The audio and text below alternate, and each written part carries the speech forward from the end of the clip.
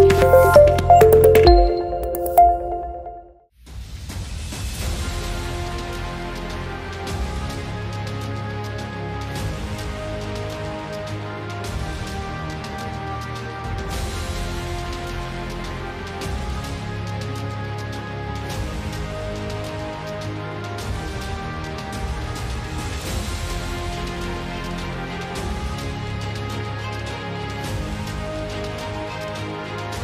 फिल्मों में अगर किसी अधिकारी के तबादले होते हैं या फिर उसका बार बार ट्रांसफर किया जाता है तो उसके पीछे की कहानी कहीं ना कहीं उसकी ईमानदारी और उसकी कर्तव्य निष्ठा होती है। ऐसा अक्सर देखने में आता है कि एक निर्भीक और कर्तव्यनिष्ठ अधिकारी को उसके किए गए कार्यों के बदले मिलते हैं तो बस तबादले।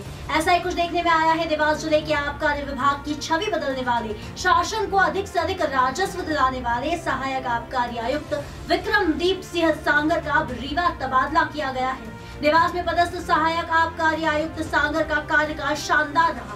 उनके कार्यकाल में राजसात वाहनों की नीलामी से शासन को लाखों राजस्व तो प्राप्त हुआ ही है, बल्कि शराबखोरी, तस्करी, माफियागिरी, जिले से बाहर का रास्ता दिखाकर शराब लाइसेंसियों में भी नियमों का पालन करवाना। यही नहीं, सांगर ने झाबुआ, बड़वानी, धार हो या देवास कहीं भी पूर्ववर्ती अधिकारियों द्वारा एमआरपी से ज्यादा शराब बिकने की प्रथा को तुरंत समाप्त करवाकर एमआरपी पर शराब बिकवाई एवं राजसात वाहनों की नीलामी से शासन की आय भी करवाई। फिर भी ऐसे अधिकारी का तबादला करवाया जाना गले उतरने जैसी बात नहीं है। और यह पहली बार नहीं है, बल्कि 3 सालों में विक्रमदीप सिंह सांगर का 5 बार तबादला किया जाना अपने आप में एक बहुत बड़ा कारण है। और ऐसे में किसी विवादित या राजनीतिक रूप से प्रभावी अफसर को उनके स्थान पर पदस्थ करने के लिए देवास का पद रिक्त किया जाना एक गंभीर विषय है। वहीं मध्य प्रदेश में अपनी ईमानदार छवि के कारण जानी जाने वाली प्रमुख सचिव दीपाली रस्तोगी, जिनकी छवि एक तेज तर्रार अधिकारी के रूप में जानी जाती है, वे भी ऐसे विषयों पर खामोश नजर आ रही है।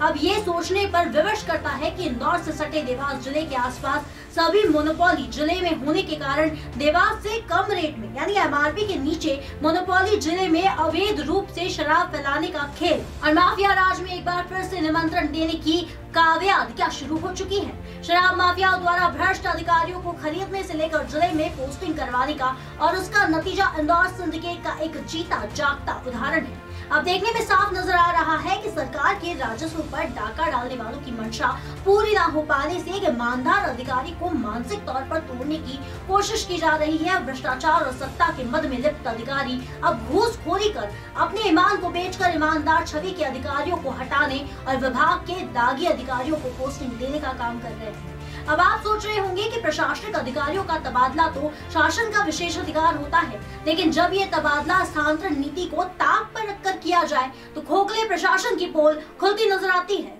दरअसल सहायक आबकारी आयुक्त विक्रमदीप सिंह सांगर वो अधिकारी है जिन्होंने कोरोना काल में जब प्रदेश के सभी शराब के ठेकेदार ठेका छोड़कर भाग खड़े हुए थे, ऐसे हालात में भी सरकार के राजस्व को नुकसान न हो इसके लिए 25 करोड़ की बैंक गारंटी शासन के हित के लिए पहले से ही जमा करा ली थी। और अभी यह मामला उच्च न्यायालय में विचाराधीन है, जिसकी रीट संख्या 1675/2021 है।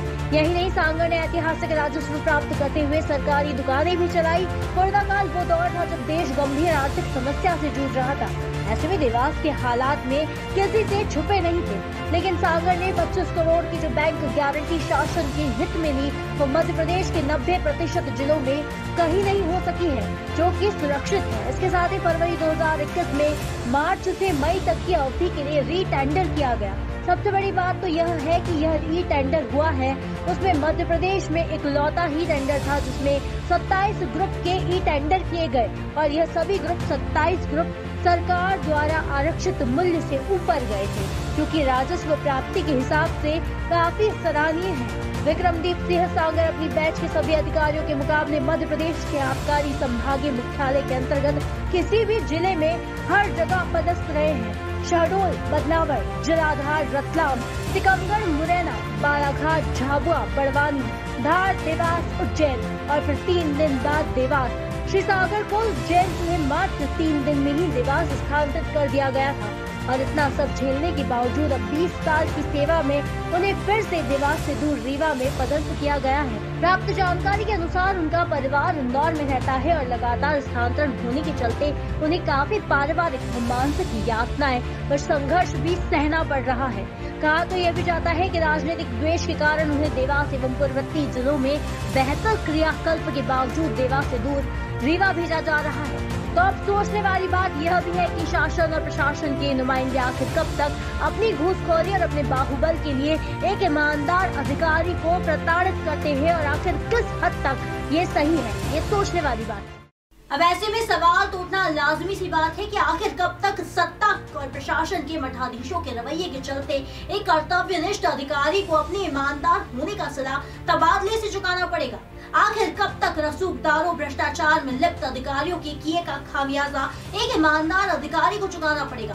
राजधानी लाइव एक उत्कृष्ट रिकॉर्ड वाले अधिकारी के बार बार होने वाले तबादलों का पुरजोर विरोध करता है और शासन से भी अपेक्षा करता है कि वह अपने आदेश पर पुनः विचार करे, अन्यथा वह दिन दूर नहीं जब पूरे मध्य प्रदेश में शराब माफियाओं का बोलबाला होगा और जगह जगह गैंगवार सामने आएगा।